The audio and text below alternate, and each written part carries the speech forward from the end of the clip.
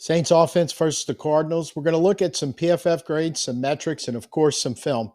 Try to figure out what exactly went on Sunday. And I'll tell you, I was a little surprised by some of the things I found. I'm Tim. Let's talk Saints. It's going to be a bit of a long show, a lot of ground to cover, but a real quick recap. When I start, and the reason why I'm starting with kind of the grades and the metrics is what I started uncovering is, for lack of a better word, the game flow was worse than I thought it was for the offense. In a couple of areas we knew about, especially the penalties, but even that was a little worse than I thought it was. A lot of problems along the offensive line. And the thing is, the running game, which we eventually abandoned, and that definitely changed the game flow because we're throwing it almost every down in the second half. And when down 2 scores, we were definitely abandoning the running game at that point.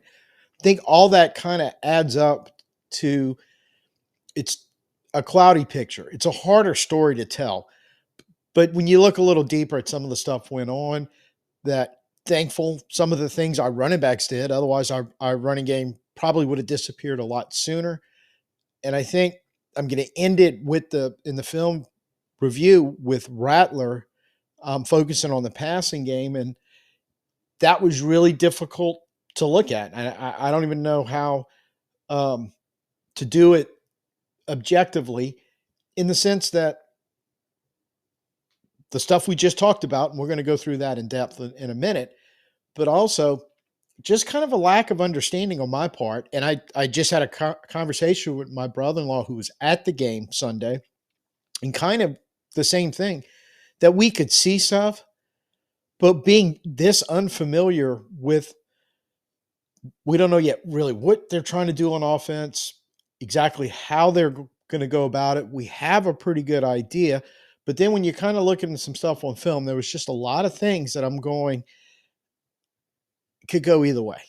It's that simple. And because you were having issues with penalties and issues with blocking, especially in the run game, sometimes it just made it a little harder to decipher stuff. But giving it my best effort, and I think, and it's an honest effort, I'm going to tell you right now. But overall, some of the things I thought when I did the video on Sunday, first reaction, like the running game was good. And I don't think it was as good as I thought it was back then now. And then looking at Rattler in some of the passing game, there's issues there. There's no doubt about it. But I think for the most part, it came out decent. It reinforced what I have been thinking about Spencer Rattler since he started getting the starts last year, coming in once Carr got injured, is I'm almost positive his floor at worst is backup NFL quarterback for a career. But I do think you can see the arm talent, a couple examples of that. You could see the mobility and the way he can operate in the pocket and out of it, going, there is a ceiling that's higher than that. I just don't know if we can get him there. And I don't know if we're going to be able to get him there with the stuff that's going on around him on the offense. So we're going to take a look at the PFF grades. That's the top 5 right there. You know, you kind of start off with Eric McCoy being Eric McCoy, grading out at almost 80%. Really, really good PFF grade. If he doesn't get dinged with the 2 penalties, and more on penalties a lot later, he's definitely clipping 80%. Rattler, surprising 77.3, and we're going to talk about him in a minute, but Banks at 69.1. Kendre Miller and Devon Bailey at 64.5 and 64. Their snaps, 11 and 17 respectively. So those grades, it's not a large sample size, but what concerns me is they kind of sneak in the top 5 with those basically 64s. A little bit low for me, because in that area of, you know, the 60 plus range before you kind of get into the 70s, you can have some guys grading out there, and especially players with not a high sample size of snaps like Bailey and Miller, and read kind of whatever you want into it. But the high snap guys, the starters, the ones that are playing like the offensive line, barring injury, they're getting all 75 snaps. Same thing for the quarterback. Below 60 is kind of a problem. And of the 17 players that PFF graded that took snaps, 9 of 17 of those guys finished below 60 or 60 at and below. And really, Mataveo only had one snap and hit the 60 mark. So you pull him out, then you're kind of 9 of 16. It's not good. Your back end is, like I said, if you have got a handful in that kind of 60 range with everybody else above it, you can kind of live with that. You can kind of go, well, they're still above average. It's barely a passing grade, but they kind of passed. But when everybody else is playing well around them, as long as they don't get exposed and the other players are playing at a high level where they should be, you can kind of get away with it. This is very disconcerting on many levels to see something like this. Now, the one that kind of shocked me somewhat was Spencer Rattler at 77.3. And what shocked me even more was they graded Kyler Murray at 65.5. Grading out that high for Rattler, that's kind of one of the things you really have to get in the film to see what's going on. And we're going to do that a little later. But just the eye test and the stats you kind of saw after the game, when I saw that, Murray was at 65.5 to Rattler 77.3, that one caught me by surprise quite a bit. But then when you kind of do a little deeper dive in some of the numbers and the advanced metrics, et cetera, that PFF likes to use so much, a couple of things you kind of point out, or a couple of things that kind of stand out. One of them, yards per completion. This one shocked me, quite honestly, because Rattler was 7.9 yards per completion, Murray 7.7. Considering Murray got 45 yards on that one throw to Harrison Jr. Now, understand what I'm saying with this. I'm not saying, well, one big play, you throw it out. No, the big play happened. You definitely keep it in, and it affects the numbers. But because Rattler didn't have a big play like that, on average, he was, 7.9, 7.7. That's really, really close. But on average, Rattler, without the big throw, was outpacing. In essence, Murray had to hit that big throw to keep pace with what Rattler was doing. So when you look at it that way, again, the big throw happened. We're not throwing it out. But just kind of pointing out that on average, if you were going to chart this kind of like a peaks and valley, that kind of tells you that Rattler was a little more even, Murray a little more up and down, and some of the other metrics kind of point that out. Now, to be fair, just because you have some metrics that are telling you that, it's not necessarily it's not necessarily a bad thing. But these are the kind of things where I think the PFF grades, especially if you're playing all the snaps, a majority of the snaps in a game, are a really, really good baseline to figure out what's going on. And then you dive into the advanced metrics that they like. It may not be the complete story, but I think you're getting a pretty clear picture of what happened. Because this is a big one coming up right here. And this is one of the reasons why I do like PFF, but even their advanced metric, I have a little problem with the way they figure it out. But completion percentage, that's one everybody kind of gravitates to, right? Rattler was 57%, Murray 72%. PFF has something they call adjusted completion percentage, adjusted completion percentage. Don't try to say it too fast. It's really, really hard. Well, Murray's adjusted goes from 72 to 79. Rattler from 57 to 68. So what is adjusted? PFF takes out drops, throwaways, spikes, balls batted at the line, and hits while throwing. So when you remove those and then go back and look at completions and attempts left over, that's how you get that adjusted percentage. Full disclosure, I completely agree with throwaways and spikes should be taken out, and that should be taken out in the normal completion percentage. At least spikes, definitely. Batted at the line, as long as the quarterback isn't throwing the ball late, say on a quick timing pass play where he's getting the snap and getting it out, but he's off time, that's more on him, in my opinion, than necessarily maybe the offensive lineman that couldn't stop a guy from getting his hands up and batting the ball down. Hits while throwing, same thing. If he's holding the ball too long or he makes a bad read, That's more on him than the offensive line. But if it's in when we get a little deeper, you're probably going to say, yeah, more than likely Rattler's hits while throwing should have been taken out. And drops is one that is just so subjective what they're calling a drop or not, because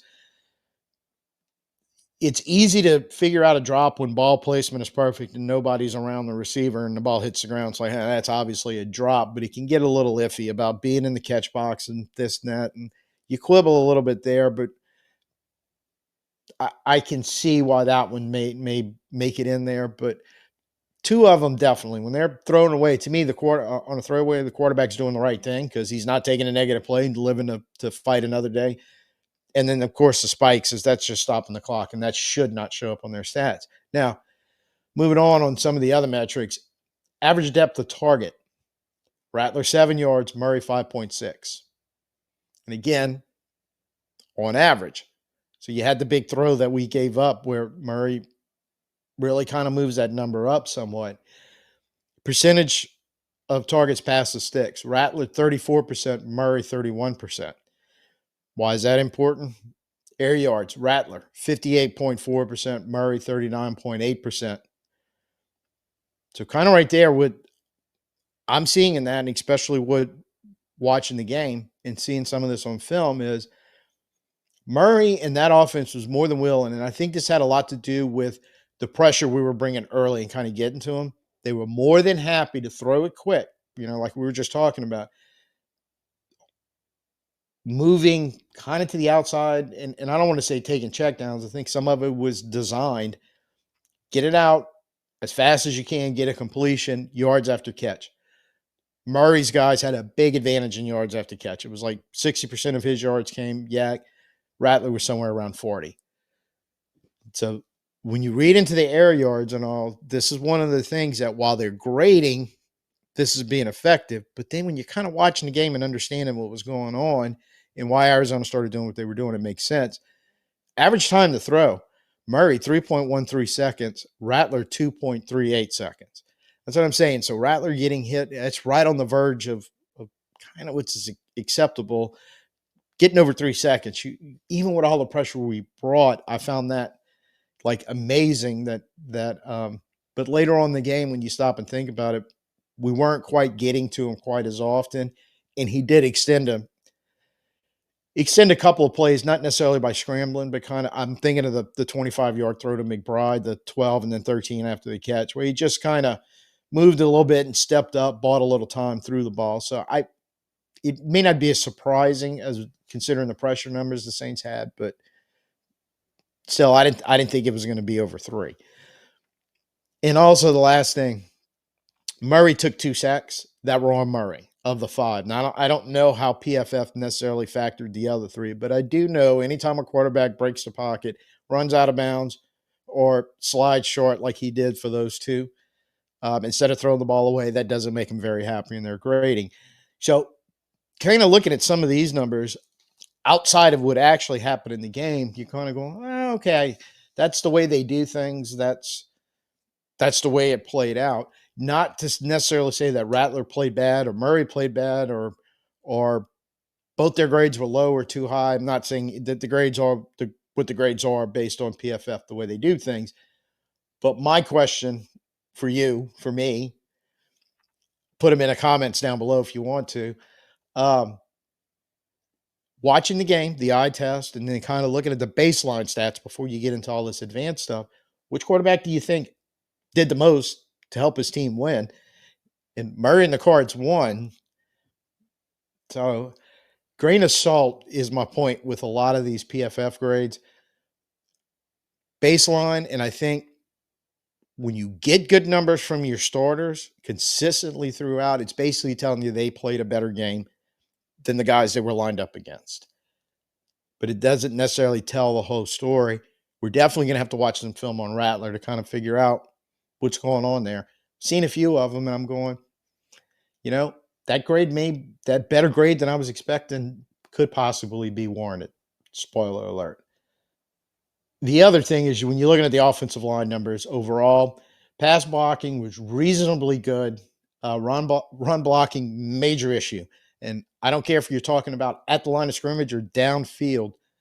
when you have, and that run block is the fourth one all the way on the right, you have one guy that graded out as pass, which is McCoy, which is expected. You got some guys flirting with passing and average, but there's too many fails mixed in there. And even the downfield blocking. And I'll tell you why in a second, that you can't fail down there because this adds up to an ineffective running game. Now, here's the question, right? Everybody has to be asking, going, so how do you gain 4.9 yards on average with below average to failing run blocking grades all over your line and your downfield guys, your receivers and tight ends working their way downfield? Well, one way is of that 4.9, according to PFF, 1.4 yards came before contact, 3.5 yards came after contact. Your ball carriers basically, and according to their stat line, our carriers forced 7 missed tackles from the Cardinals. So that's how you get 3.5 yards when initially on most of these plays, on average, they were bottling you up for less than 2. So kudos to the guys carrying the ball, covering up a little bit on where we were a little deficient in that offensive line and run blocking. There's also another way you can kind of hide that, how good you think your running attack was compared to what the blocking was actually doing. Spencer Rattler has a 72 run grade. Really, really good. And 2 things stand out immediately. He had 2 scrambles for 25 yards. So there's 12.5 in average right there on those 2. Also 2 design runs for 8 yards where he gained 4. So all 4 times he touched the ball, whether it was a scramble or design, when you're talking about, hey, we're trying to get 4 or more, unless it's third down, obviously, in which case you're trying to get to the sticks. But in order to keep the chains moving, where your quarterback on his 4 attempts threw up some really good numbers, kind of bail you out on some of that stuff. And he only took 1 sack, and I don't know if that's going to be hung on the offensive line or him or a combination of both. But for the most part, he didn't do anything negative-wise with the ball in his hands, especially as far as running. He didn't put it on the ground at any point. He wasn't stripped from the pocket. When he carried effectively and very efficiently, and that helps that 4.9 yard number. Lastly, but certainly not least, the penalties. Now, if you notice on the right-hand column where they line up the penalties, you see a number and then you see one in parentheses. The number, first one, 10, if you're looking at the bottom of the totals, we were flagged 10 times on the offense. 3 of them were not accepted, either because they were declined or they were part of an offsetting call. So you had 7 accepted penalties of the 13 we took in the game coming on the offense, and we know 6, I believe, was the number that they were throwing out there, were basically pre-snap BS stuff that never should have happened. But if you stop and think about this, not accepted penalties, but where we did something where the officials threw a flag ready to call the penalty, it was just fortunate 3 of them weren't assessed against us. We had 75 total offensive snaps. We drew a flag every 7.5 plays. You know, the 13 penalties we're looking at in the yards was bad enough, but then when you're looking at and figuring you can't go to, you figure 8 plays should net you 2 first downs if you're on a drive. So basically you can't gain 20 yards without getting a flag thrown on something you're doing. And a lot of it just flat ass stupidity. I mean, we talked about it, Sunday after the game. I was hot under the collar, but then that last column really puts things in perspective. So while you're struggling to run block and your ball carriers are basically kind of keeping you alive there, your pass blocking was pretty good for the most part. You had some right tackle issues all the way around. Fuaga didn't grade out and didn't necessarily play well. Neither did Asim Richards when he had to come in for him. And you can't pile the penalties on top of that. I mean, you're just way too far in the hole, which brings us all the way back to where we started. You had your anchor on the offensive line doing well. When you look at the top 5, the top 2 is that center, who, barring a couple of penalties that were his fault, played a pretty clean game, and then you got Rattler surprisingly with that grade going. He might have did more than we thought he did, because as you start moving back down that list, and then you start looking at the ways that they invented to shoot themselves in the foot for most of that game, you know, just off that without watching film, which we'll get to right after this, you got to kind of scratch your head and go, what the hell? Uh, You probably really could have given yourself even more of a chance to win the game than I was giving them credit for after the game ended on Sunday. So we're going to get the bad out the way, show you a couple of reasons why PFF can grade you terribly on run blocking. Is going to be a handoff to Alvin right up the gut. And the problem is right up the gut, right up that hash, right at the point of attack. Redunce is completely, and I mean completely, whiffed on his block. We're trying to get a combo, McCoy and Ruiz on the other defensive interior lineman. They do a great job there. We've got Stoll holding off the edge. Fuaga's holding off the backside. Now, Banks, I think, had Redun's actually gotten a piece of his man instead of the whiff,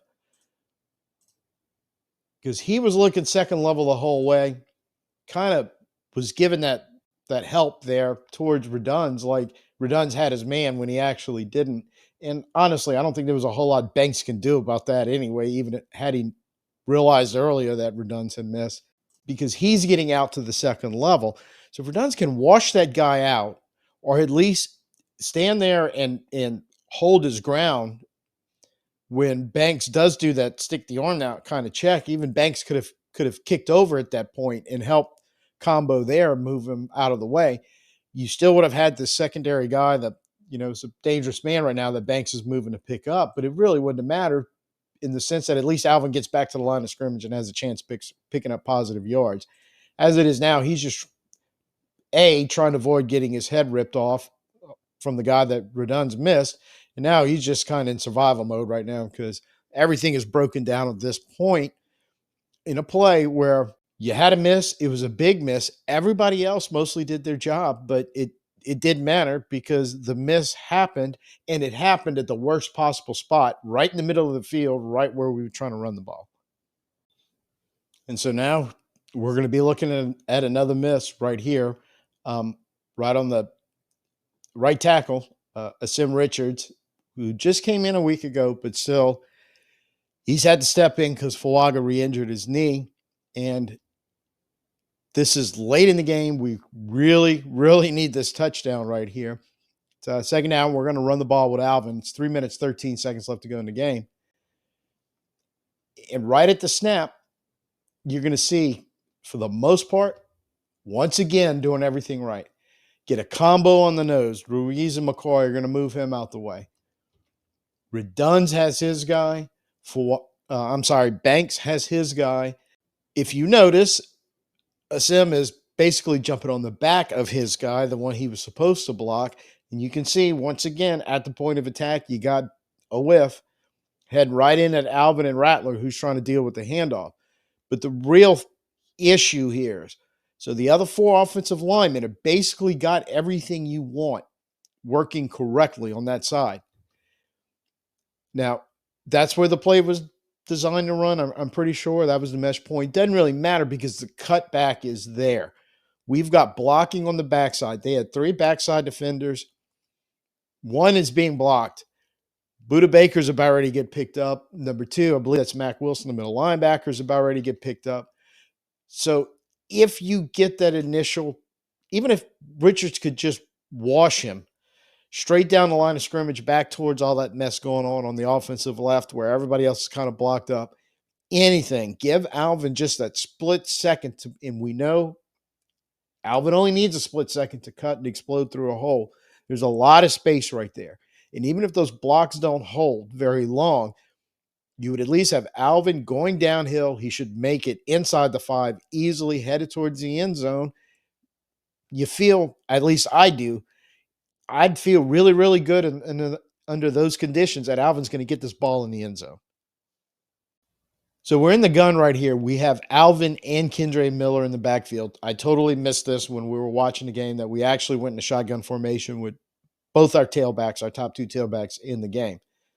So we're going to motion Alvin out.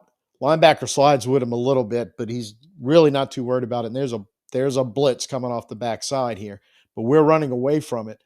Fuaga checks up his guy for just a second before he pulls. Ruiz is pulling in front of him.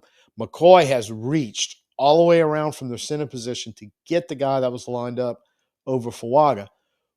Redunds has his man locked up, and Banks was with him on a combo. But because Redunds has locked him up, and you can see Banks popping out right now he gets to go and look towards the second level.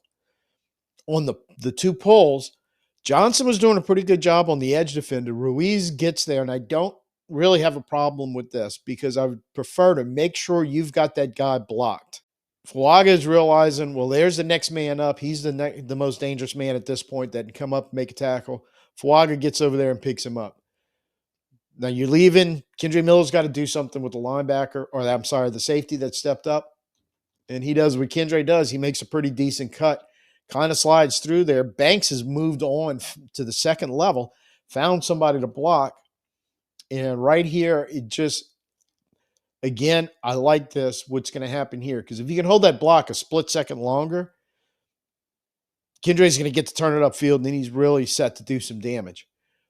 But as that defender was getting separation, I think Banks did the right thing right here. You let him go because you grab a jersey and pull, flag's going to come out, and we're going to burn a 10-yard run and have a 10-yard penalty on top of it.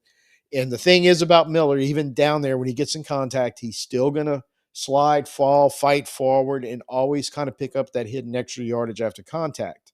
It's the 18-yard touchdown run by Alvin, by far our longest run in play. Very good job all the way around on this play. They're coming kind of an odd man front, but they only really have 3 down linemen. They're playing pretty much wide 9 with the 2 edge players. And on the snap, Banks takes care of the backside defender on the interior. Combo blocks on the other 2. Got both of those guys locked up. Johnson's coming out looking to get to the second level. Alvin's got the ball, and for once, nobody's in the backfield with him while he's taking the handoff. So now he has a chance to actually do something with it. And we have opened a hole that he's looking at and coming through. Now, the linebacker, I don't know if he slipped here just naturally, or he was trying to slam on the brakes because he was trying to get back to the middle of the field. Not really sure. Because he kind of settles in and leans back that way to the right for some reason. And Alvin's going straight through this hole that we've now sealed that whole backside. Number 2 there, he got himself caught in the wash. There's nothing he can really do. Our right side of our line did a very good job of kicking some blocks out. Look, they've got both those defenders back on the 20 and having to chase Alvin on this play. Johnson, who had an initial good block, moves to the second level and picks up the last man. So he gets a diving attempt at Alvin. That doesn't work. Alvin's got the sideline, breaks the tackle, touchdown. Yards after contact, combo blocks, moving off to your block to get to the second level by Johnson. Everything on that play is what you needed to see on that play. Another one of our big runs, I mean, it was a plus 10 run actually on the scramble. And this is showing again Rattler's ability I think it was really outstanding on Sunday, the way he handled the running, both in the scrambles and the couple of design runs we ran with him. Truly a scramble. After the motion, we're trying to figure out zone, man. We were trying to go ahead and at this point make up the 10-point deficit. So they were sitting back in coverage. And if you watch the film from this whole section on the end of the game in the fourth quarter, they were showing even fronts, 4 players that may rush all 4. They may only send 3, but generally 7 or 8 dropping back in coverage. No different here. But the thing is, Asim Richards, again, gets no piece of that edge. Rattler's setting up to try to throw the ball, and luckily he's looking that way because he realizes he's about ready to have somebody right in his face. So he steps up. He's still got eyes downfield.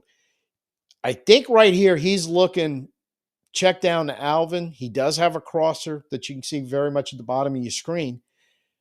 But I think he makes the right decision here because the crosser had a defender a step behind. Alvin, that was going to be kind of a tough throw. He's got a defender on him. And Rattler is still kind of looking at Alvin, but this is at this point he's running, and it looks like he's headed towards the sideline. It makes the really good move here. No, get back to the middle of the field where there's a lot more space. Find it, keep moving forward, and most importantly, when it's time to go down, go down. Don't take the big hit. Sometimes the better port of valor for a quarterback and living to fight another day. You get it inside the 5. And at this point, you probably should have scored, but we're going to get another whiff. We showed that earlier down on the goal line. You get a whiff on a block, and all of a sudden, a very promising drive, a promising 2 runs that basically came back-to-back with a chance to score a touchdown, and you come up empty. So this is a completion to Johnson. We came out. We have Alvin as a check down up there on the 20. We've got 2 receivers kind of settling in on the offensive right. Olave down on the offensive left, kind of settling in. One or more of them could be crossing, but at this point, Johnson is the inside receiver almost right on the hash. He's curled up. He's found space, and he's open. But Cooks is running behind him almost to the 35 right now with a large area of space at the top of the screen towards the left side around the 40. Now, the pocket was good at first, but as Rattler's kind of already made the decision to throw, and he's throwing it now, and the pocket's collapsing. So I don't know if we give him the benefit of the doubt. He felt that backside coming. I got to get rid of it now. Johnson's open. Let me make sure I pick up 5-6 yards with this completion and not waiting on the bigger throw that's coming open behind the 40. I pulled this because this is definitely a dime throw from Rattler. Gets a very nice completion to Olave on this play. At the snap, maybe a little run fake there. I don't know. Do a good job of picking up some pressure. And he throws a dime and throws it on the break. So as Olave's coming out the break.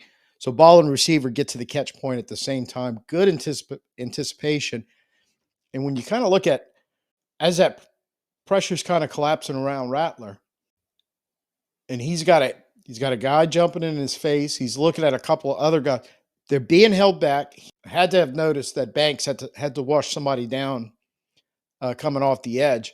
So he's pretty clean. He had 2 options here, really, because he could have made the same throw to the receiver that's breaking down the 40 and taking the shorter option. Right now, Olave being physical, and one of the few times we got physical with one of their players on the outside and was able to get open. But he's already got the ball coming out, and Olave is still fighting. And this is definitely big-time dime throw to get where everything works, and you pull in a 13-yard complete. Good job here of combating what the modern NFL defenses are doing, what our defense is starting to do now under Brandon Staley is, as an offense, sometimes you just take what they're going to give you, and you expect your playmakers to go make a play, go grab some yards after the catch. Good example of it here. They're rushing 4, fairly good protection, but Rattler is not going to hold the ball very long in here. It's coming out quick, and he's got Cooks wide open on the 35-yard line. If you look back here, I think they were trying to show like a cover 4 or a cover 2, but they were actually going cover 3. And this safety that's at about the 19 is about ready to come flying up because he sees the ball coming into Cooks. But this may have been quarters. This is one of those things where I can take a guess, but I can't be 100% sure, especially as fast as the ball came out, that what they were trying to do was disguise cover 3, and it came out so fast, he's not in the process of coming up. But I think it was actually cover 4. Regardless, in either situation, what you're looking to do is do exactly what the Saints did here. Take it, grab it, turn up field, go get extra yards. We're going to finish up with the last 2 plays of the game. 2 incompletions, 9 seconds. We're in the red zone. Got to make some difficult throws here against a team that right now, they're all intent of playing coverage. And so you're going to have to throw the ball in there. Concept being, and I like what we did in the sense of to try to make sure you get your 2 plays. The first throw has to be a dime. Only your guy can catch and force them to make an incredible play to disrupt the touchdown. which both things happened. It was a dime, and Johnson had to try to fight through two defenders to hold on to the ball, and he literally lost it at the last second while he was coming to the ground in the end zone. The second defender finally got enough of the ball as it was. He didn't have it completely secure, and we'll say this because this is not a bang on Johnson. There are a handful of pass catchers, a couple of tight ends, and some receivers who, if they get two hands on that exact same pass, it's a touchdown no matter what you do. Unfortunately, he's not one of them, but that's nothing to cry about because 4, 5, 6, 7 guys in the NFL, 99% of this time, going to make this catch. Everybody else is probably truly a 50-50 ball. And I don't even know if it's 50-50 since he had to deal with two defenders. So the snap, we're trying to get everybody to the end zone. Good job. Rattler is putting this ball up and high, trying to find that space in between three defenders, and does a great job of doing it. Johnson, great job of timing that jump in there. Comes down, and this is the point, and there's a lot of angles out there, close-ups. At this point, he's got the ball, but like I said, he's not one of those guys where he gets two hands and it's a lockdown. I mean, this isn't Jamar Chase or Brock Bowers. It's Juwan Johnson. But I'm not banging him. Please, let's be clear. I'm not being one of those people. I think he needed to make an epic catch right here, and he just came up a little short. But you're okay at this point because you didn't force a ball. You didn't make a bad decision.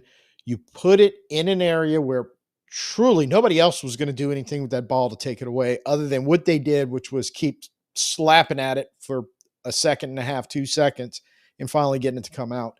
And this gives you the chance to make a play on fourth down or the last play of the game because you have just enough time to run it again. And at this point, it doesn't matter what you do. You can throw a pick, fumble the ball. Well, not really fumble the ball, but you can throw a pick, get it in there. Just make sure you throw a pass just like that your guy has a reasonable chance.